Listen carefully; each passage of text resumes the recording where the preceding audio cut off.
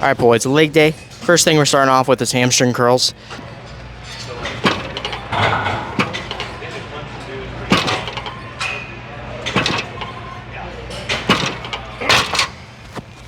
$180 moved super well. Whew.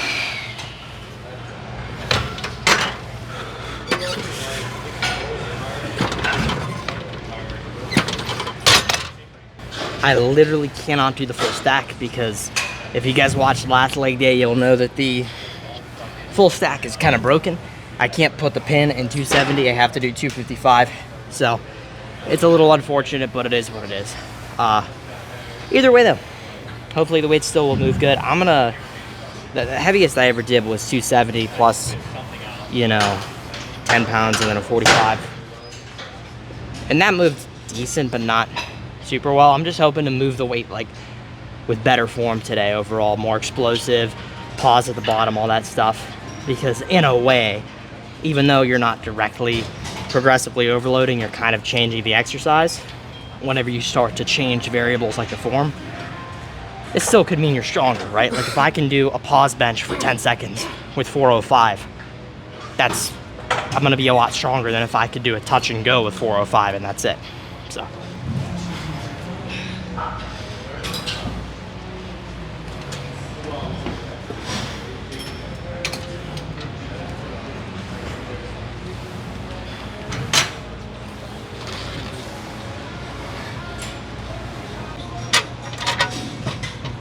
$305,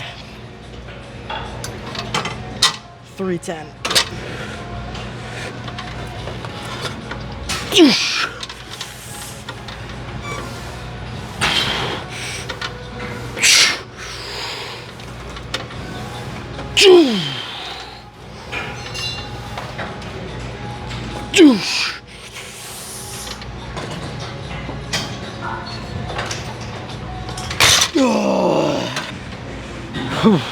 All right, we took off the plate. That was the best that 310 has ever moved. So, pretty happy about that. Then again though, I did put hamstring curls first this time, so it's kind of expected. But nonetheless, definitely enjoyed that. Now we're just doing 265. So, yeah.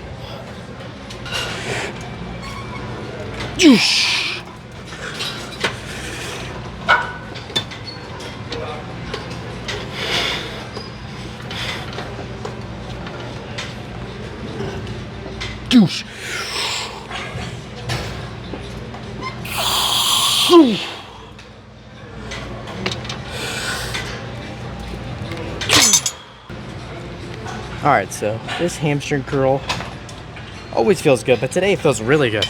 And I always like to say this in my videos, but whatever you put first is gonna get the best stimulus. You're gonna get the most bang for your buck out of the first exercise, and that's just a fact. Because when you're the most fresh, you can have the highest output, and it's just better overall. It's gonna feel nice and smooth. So anyway, same weight as last time, 265. Let's go.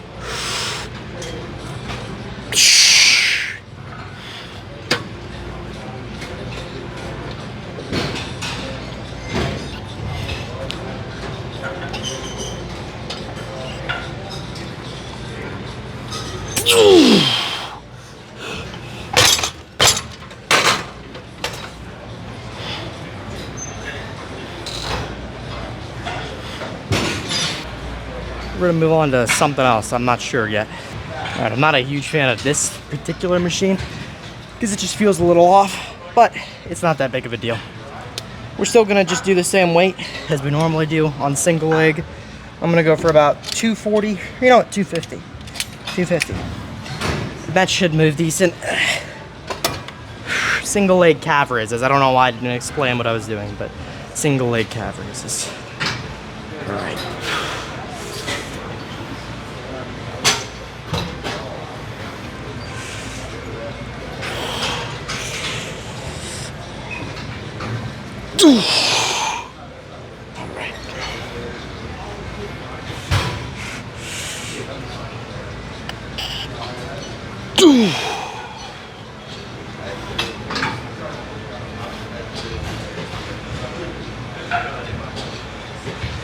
still did decent. I think that was like 4 reps on the left, 3 on the right, which is fine as long as you're getting good form quality.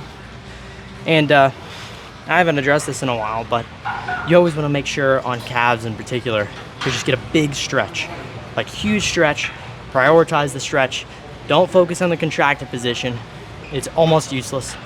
I would say the only time you could, you know, justifiably say, oh yeah, man, I like the contracted position, is if you're trying to maybe get like a higher vertical, or if you're trying to get like, you know, some kind of sport application or something like ballet or whatever, where you're on your tiptoes a lot. And then I could see, okay, maybe you could justify building strength in that range of motion. But in terms of hypertrophy, the top half is like pretty much useless, to the point where when they've done studies on it, people who do the contracted position of calf raises literally end up smaller than they did at the beginning of the study, which is just bonkers to me. It's absolutely mind-blowing. That's why a lot of boxers you see have really small calves who do jump rope, because they're constantly on this tiptoe range of motion. They're doing, you know, thousands of reps. By the end of it, you look at their calves and they're totally atrophied. But the thing is, it is sport specific. It does help them in their sport. So with that said, let's get to another set. I'm gonna lower the weight quite a bit. Oh, the machine I like is open. All right. I don't know how well you guys can see me, but we're gonna do 210. We started on 250 on the other machine. The weight does feel the same. That machine just feels like there's more friction, so it's kind of less momentum, which I guess is a good thing in some respects, but this machine just feels a lot smoother. So I'll stick with this one.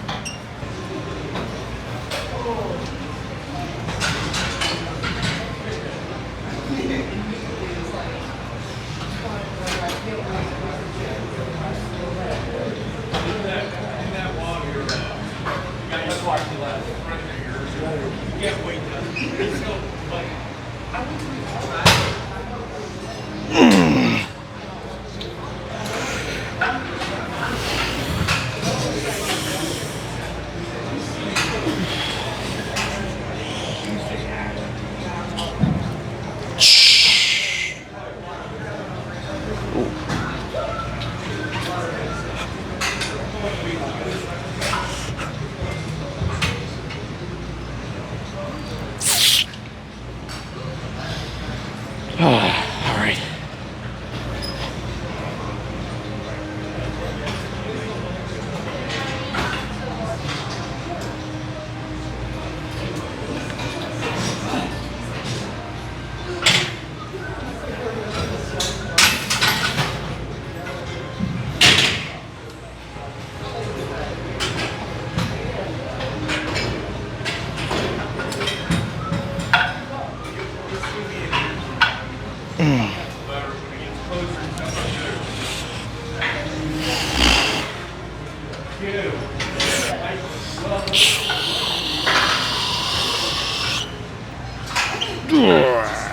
Alright, you guys should be able to see my calves pretty well from here.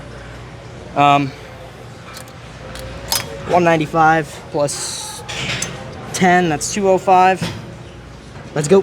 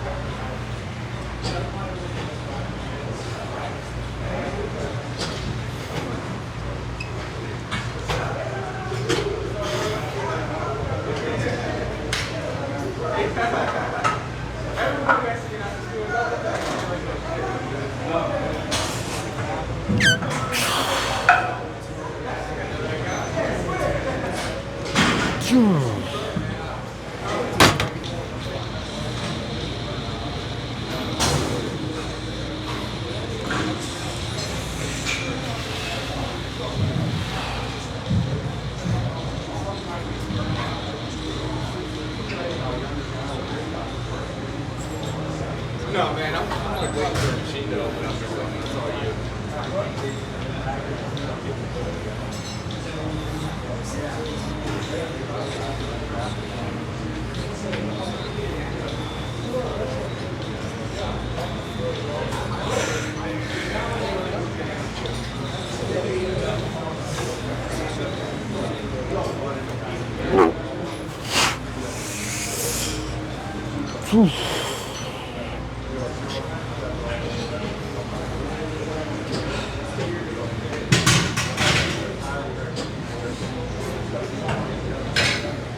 Okay, felt good. We're gonna get through leg press next. Single leg because my left leg is weaker than my right. All right, we're doing 165 because the weight just feels super heavy. I'm gonna count the reps and then try to match it on the stronger side, right? If you have a weak limb, always set the precedent for the reps you're gonna do with the weak side and then match that on the strong side. Don't do any more. You wanna limit the stimulus on the side that's already a lot bigger, and you wanna maximize the stimulus on the side that's a lot smaller.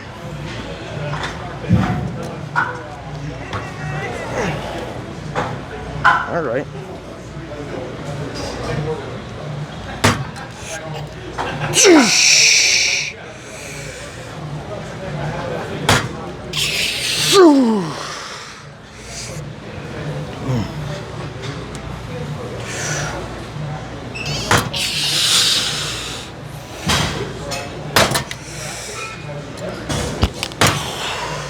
All right.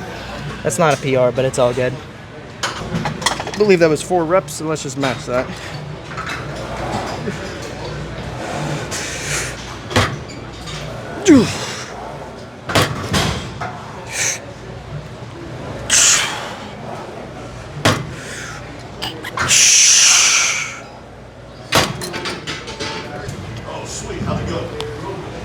Okay. Not very explosive at all, but it's all good.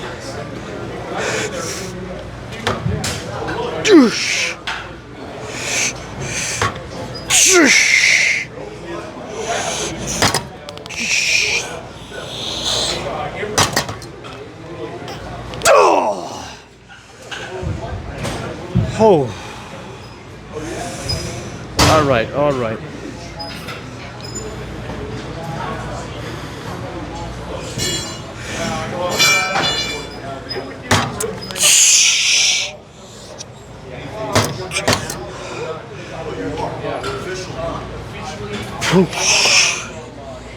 All right, I don't know how many I did.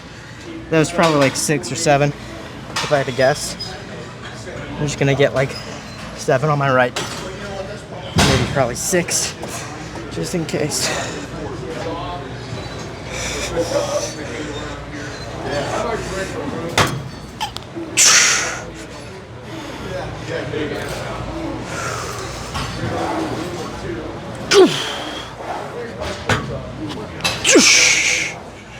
Oh.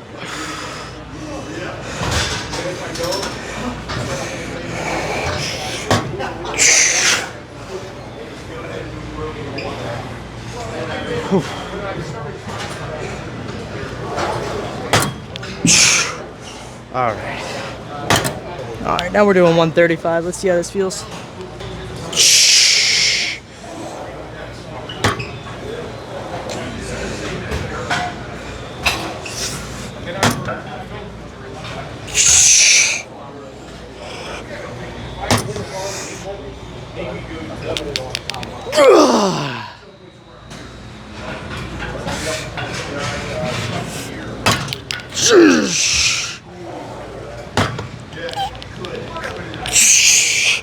Up. Okay. All right, let's get one more. Come on.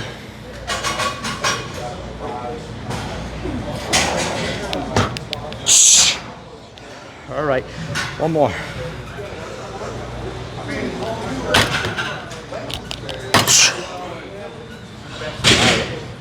I'm cool with that. Another tip too is if you're doing stuff to correct imbalances, like, you know, like I just explained earlier, then don't take any rests between the weaker and the stronger limb, okay? Only take rests between the stronger and then the weaker. So the weaker has more time to rest, the stronger has less time to rest. The stronger is going to get less stimulus, the weaker is going to get better stimulus. We're trying to kind of, in a way, choke out the gains a little bit so that way it doesn't way outpace a weaker limb.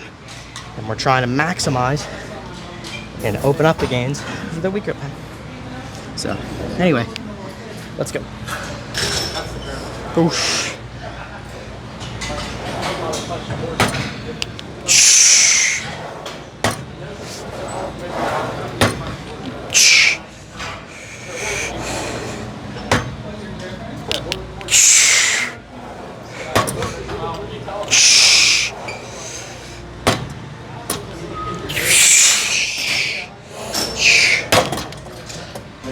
Alright, I just realized I had a whole dialogue with myself because I thought it was recording, but it wasn't. Adductor machine, heavy, try to PR.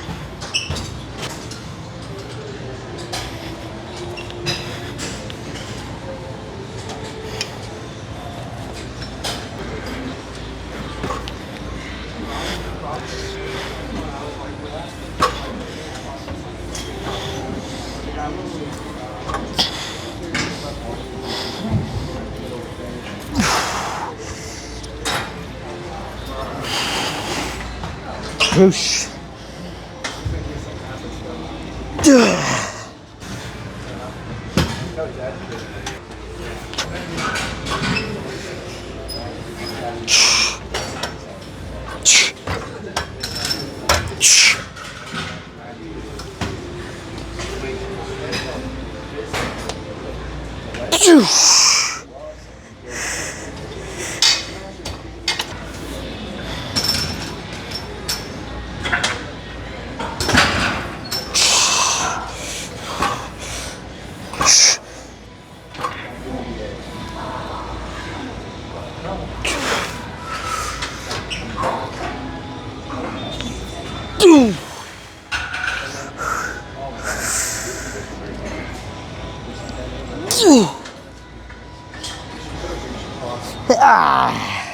Adductor pump goes crazy.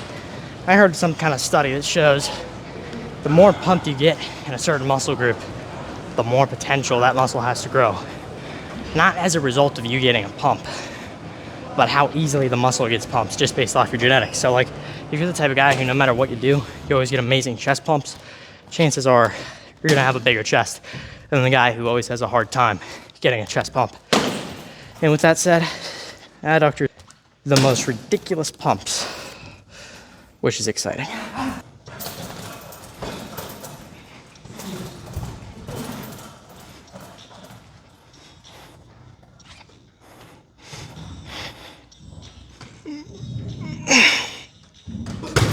All right, I'm starting to figure out the quads a little bit. So when you're flexing, it's much harder to get that rectus femoris popping out. If you tilt your hips forward like this, it's very difficult, right? Whereas if you arch your back a little bit sus, you're literally flexing that rec fem a little more. So let me pull this up all the way. These are like the only good leg day shorts I have because they're so freaking tight. You can actually see some definition.